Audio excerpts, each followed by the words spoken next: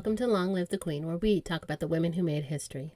And by we, I mean the royal we, because it's just me. This week, our subject is Joan of England. Pretenders, one day we will be remembered. Joan was born in July in the year of our Lord 1210. Her father was the unpopular King John of England, of Magna Carta fame. The 3 times great-grandson of William the Conqueror, formerly William the Bastard, so that was a nickname upgrade. Her mother was Queen Isabella. As the oldest daughter of the king and queen, she would have been pretty popular in the marriage market. But I'm getting ahead of myself. Joan's father, King John, is someone you may have heard about. If you have heard the story of Robin Hood, or even seen the epic Disney cartoon version, the king is Richard the Lionheart, and his brother, Prince John, was problematic, while Richard the Lionheart was off on crusade. That's our John, Joan's father. While Robin Hood isn't a history book, John was seen as problematic.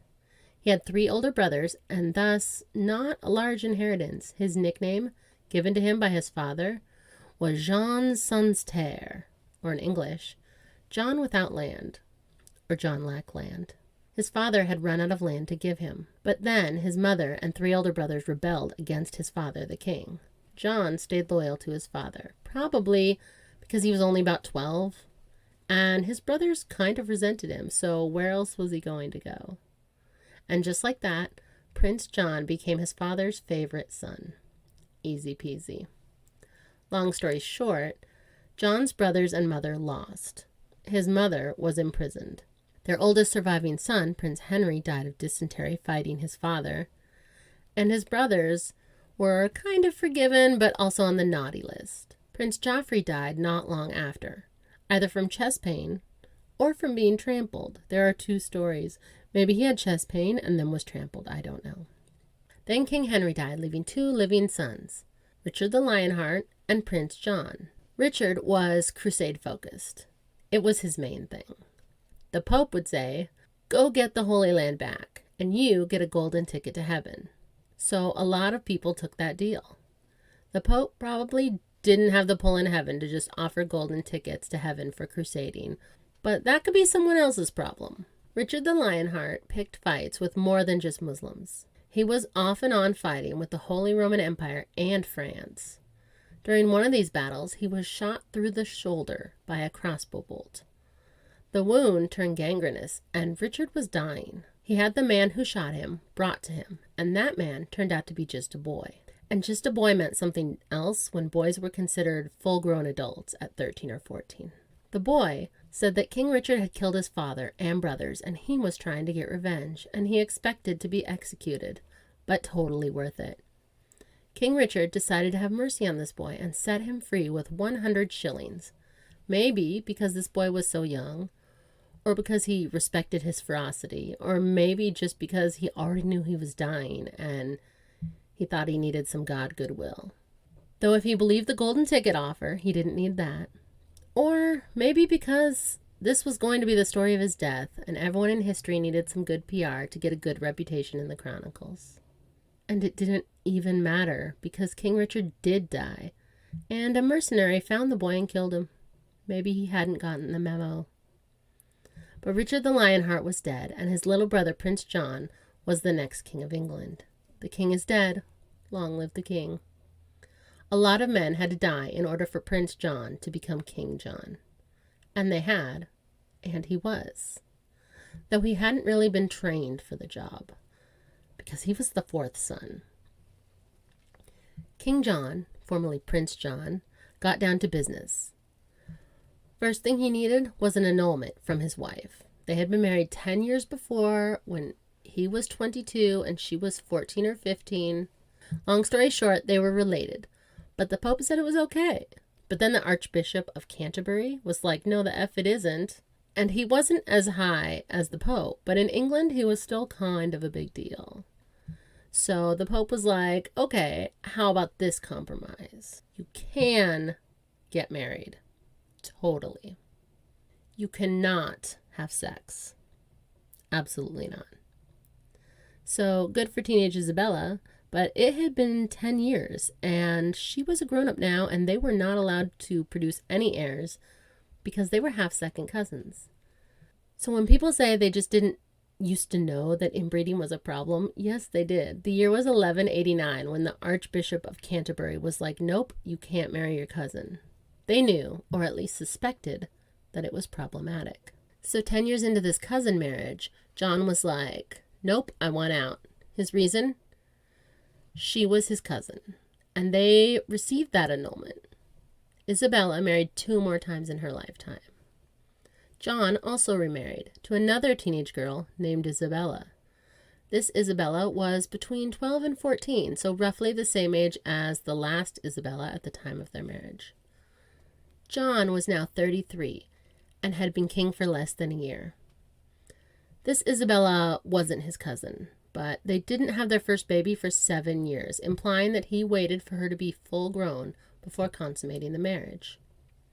Now, gynecology wasn't at its peak, and they didn't really have the science to back it up. But through trial and error, some people had noticed that girls who were pregnant before they were full grown often had medical problems associated with giving birth. Some died. Some never had any more children after their first birth. Margaret Beaufort has an episode, and she was the mother of King Henry VII. She gave birth to him at 13 and then never got pregnant again. But that wouldn't happen for another nearly 300 years. So while they only had anecdotal evidence to go off of, polite, well-behaved husbands were expected to wait for their wives to be full-grown before having sex. But of course, there were no laws about it other than that your wife was your property. So a husband was going to do what a husband was going to do. And it seems that King John waited. So he wasn't all bad. This couple are the parents of our subject for the week, Joan of England. So this couple had Prince Henry in 07, named after his grandfather, King Henry II. Then Prince Richard in 09, named after his uncle, King Richard the Lionheart. And then Joan in 1210, named after her father, probably, King John I and last. Joan was the accepted feminine form of John at the time. Joan's father would be the only King John of England. It has been nearly 800 years, and they haven't had another one. It's kind of a big deal to be the last name of a royal family. No one wanted to name their child after you. Just ask King Richard III and King Henry VIII. They were also the last of their names, and fairly infamous. Though if Prince Harry had become king, he would be King Henry IX. So I guess the stigma can go away after 450 years. So King John, the first and last, was now a married father of 3. Henry III, Richard I, and Joan, who still had that new baby smell. When Joan was 4, she got a little sister, Isabella, named after her mother. And the following year, another little sister, Eleanor, named after, I assume, Eleanor of Aquitaine, Queen of England, her grandmother. When Joan was young, there was talk of her marrying the son of the King of Scots. But instead, she was betrothed to a 31-year-old count. She was 4. Why? Because that count was supposed to marry Joan's mother, but she went off and married King John, so she handed over her firstborn daughter as a kind of I'm sorry, and little Joan was sent off to be raised by her future husband. Gross. Mistakes were definitely made. When Joan was 6, her father, King John, died. King John died of dysentery because the water isn't safe to drink even if you were the king. John hadn't been so popular. The Scottish and French ganged up on him, and there was a lot of war. The year before he died, he had to do that whole Magna Carta thing, which basically stopped the king from exploiting his own power. He was on probation by the people, and then he died of dysentery. John, the first and last. The king is dead. Long live the king. The new king was John's son, Prince Henry, who was now King Henry III. 27 days past his 9th birthday. So Joan's 9-year-old brother was now king of what could only be described as chaos. Rebels, loyalists, and a 13-member council in charge of protecting the realm. Joan was living with her future husband, the 33-year-old ex-boyfriend of her mother. Gross. But then Joan's mother was like, well, now that my husband's dead, I want to go back to that guy. He should marry me instead of my daughter. Jerry Springer wasn't around, but if he had been, I think he would have been interested in this story. But the boyfriend was like, look, I got paid a lot of money to marry your daughter, and I don't want to give it back.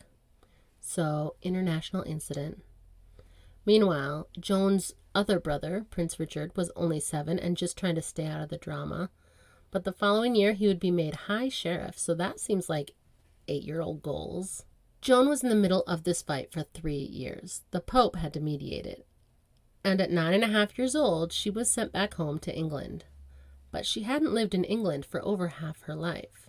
But she wouldn't have to stay in England long, because they were already planning her next betrothal.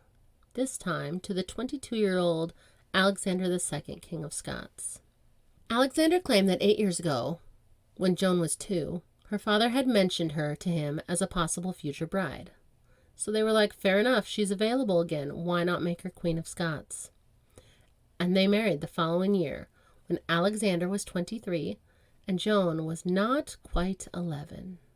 The marriage was political. Scotland needed Joan to try and stay on good terms with the more powerful England, being ruled by her older brother. She was important because she was the younger sister of the English king. But other than that, she was not important at all. She didn't have much power in the Scottish court. Her mother-in-law, Ermengarde, from last episode, was a fairly powerful queen mother and close to her son, and Joan was still a little girl.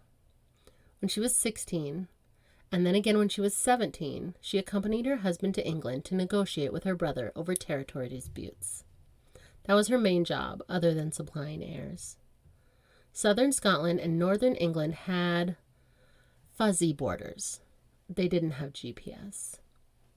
Contemporary chroniclers suggest that teenage Joan and her husband Alexander were estranged, but dissolving the marriage would have threatened both countries with war. They didn't have any children, and she wanted to spend more time in England.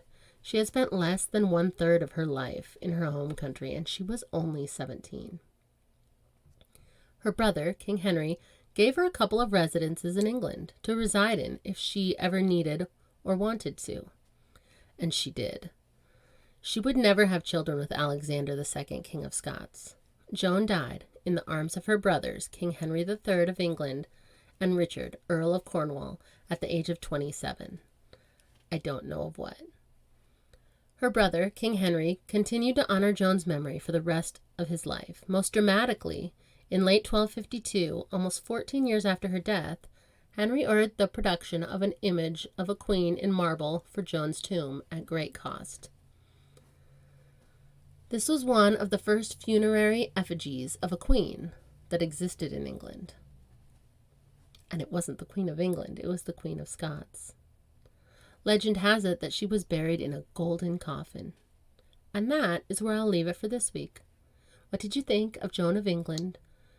This one was a hard one for me. She was a little girl with no agency, shipped off for marriage twice, and never to a happy, loving marriage. Her mother-in-law was tough, and her life was short. You can share your thoughts with me at longlivethequeenpodcast@gmail.com or on Facebook or Instagram at Long Live the Queen Podcast. Don't forget to like. It really helps with the algorithm. I'm not going to pretend I know how it works, but I do know that that helps. And share with friends and frenemies alike. Long live to all the queens out there.